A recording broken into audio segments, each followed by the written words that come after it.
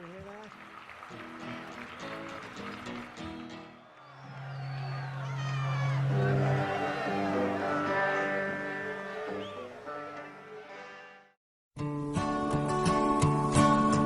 How many roads must a man walk down before you call him a man?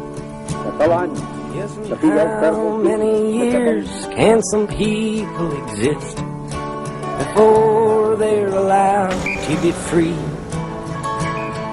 Yes, and how many times can a man turn his head and pretend that he just doesn't see?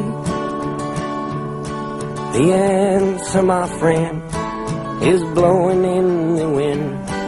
The answer is blowing in the wind.